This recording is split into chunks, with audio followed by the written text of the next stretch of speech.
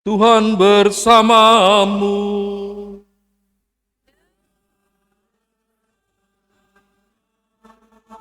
Inilah Injil suci menurut Markus.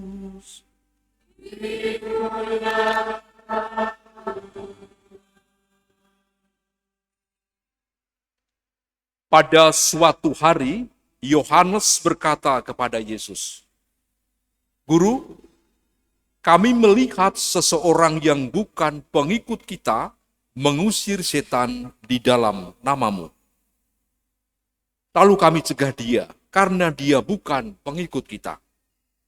Tetapi Yesus berkata, "Janganlah kamu cegah dia. Sebab tidak seorang pun yang telah mengadakan mukjizat di dalam namaku dapat seketika itu juga mengumpat aku. Siapa saja yang tidak melawan kita, ia ada di pihak kita. Sesungguhnya aku berkata kepadamu, siapa saja yang memberi kamu minum secangkir air oleh karena kamu adalah pengikut Kristus, ia tidak akan kehilangan upahnya. Siapa saja yang menyebabkan salah satu dari anak-anak kecil yang percaya kepadaku ini berbuat dosa, lebih baik baginya jika sebuah batu giling diikatkan pada lehernya, lalu ia dibuang ke dalam laut. Jika tanganmu menyebabkan engkau berbuat dosa, penggalah. Karena lebih baik engkau masuk ke dalam hidup dengan tangan buntung, daripada dengan utuh kedua tanganmu dibuang ke dalam neraka, ke dalam api yang tidak terpadamkan. Jika kakimu menyebabkan engkau berbuat dosa, penggalah. Karena lebih baik engkau masuk ke dalam hidup dengan timpang, daripada dengan utuh kedua kakimu dicampakkan ke dalam neraka. Jika matamu menyebabkan engkau berbuat dosa, cungkilah. Karena lebih baik bagimu masuk ke dalam kerajaan Allah dengan bermata satu, daripada dengan bermata dua dicampakkan ke dalam neraka, di mana ulat-ulat tidak mati dan api tidak terpadamkan.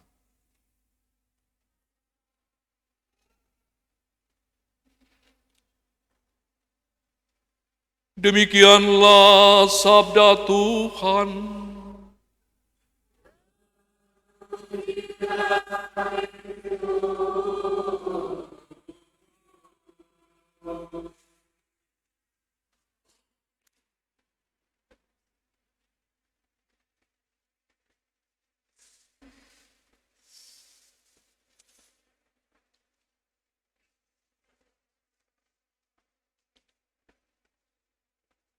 Tanda nyata bahwa kita adalah murid Kristus.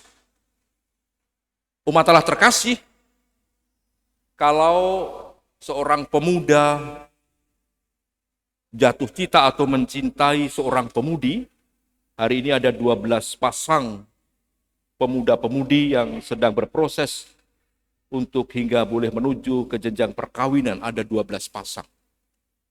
Maka ketika seorang pemuda jatuh cinta atau mencintai seorang pemudi, tentu tanda cintanya gampang dan mudah dilihat.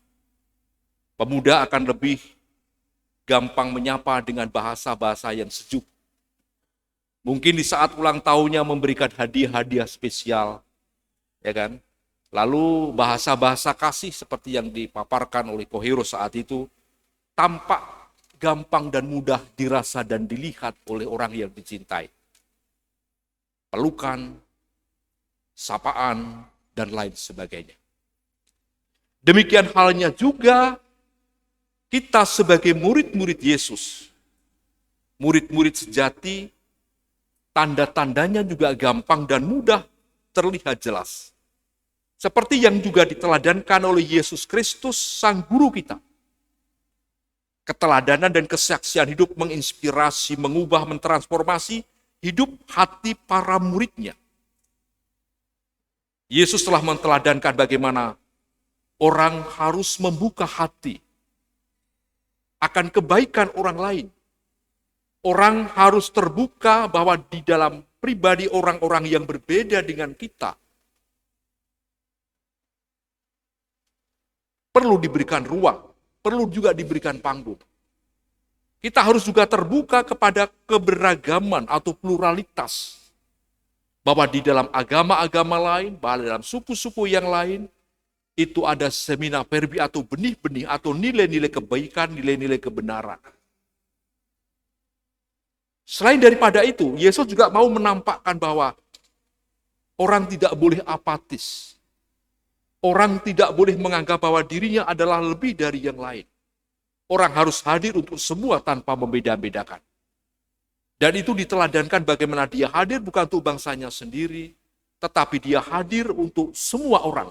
Untuk orang-orang yang berdosa, untuk orang-orang yang baik, untuk orang-orang yang jatuh, tetapi juga untuk orang-orang yang bersuka cita dalam hidup. Maka dari itu, sebagai murid, tanda-tanda yang harus dan perlu terus kita nampakkan adalah seperti yang diteladankan Yesus.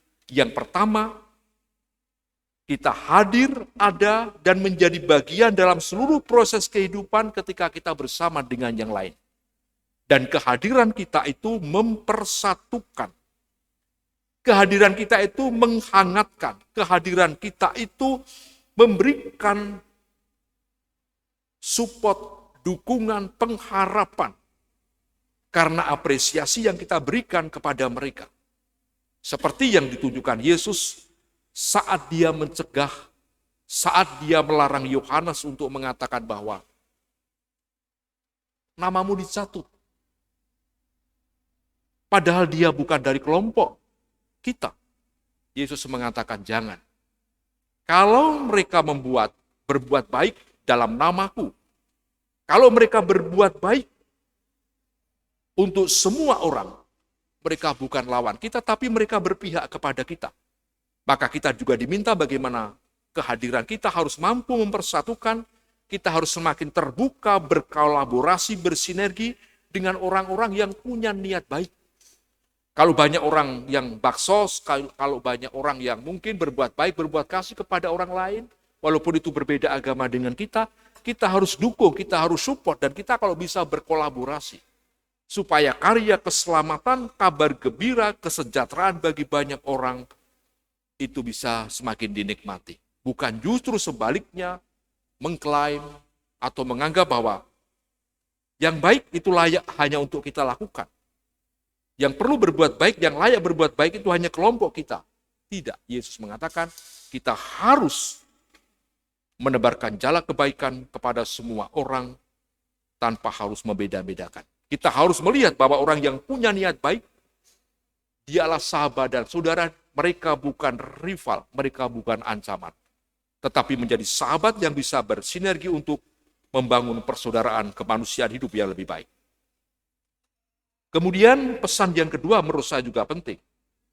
Hidup kita harus mampu menjadi berkat sekalipun itu kecil. Sekali lagi kita harus menjadi berkat sekalipun itu kecil.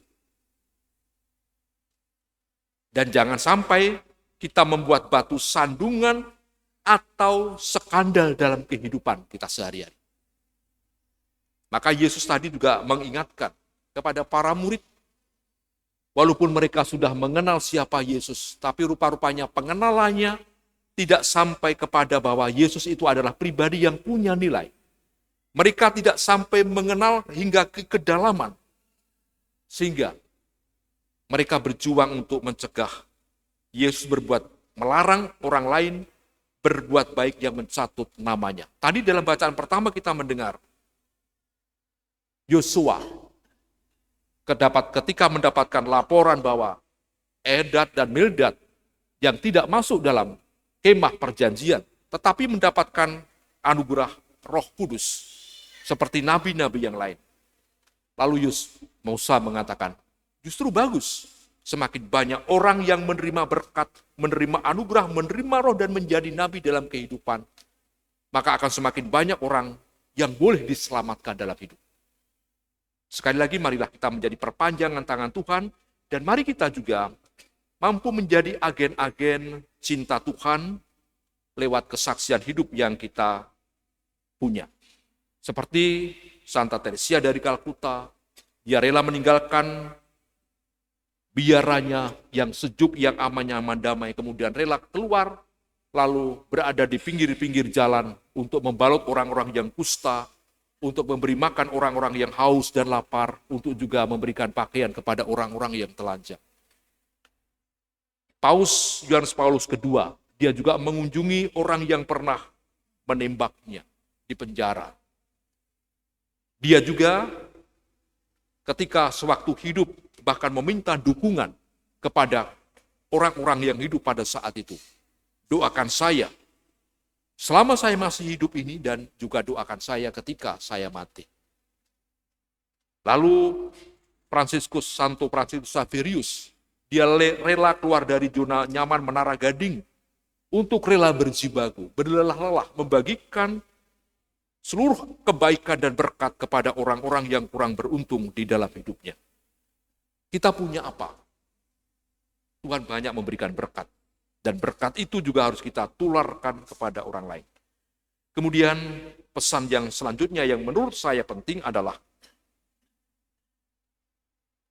kita diminta untuk bagaimana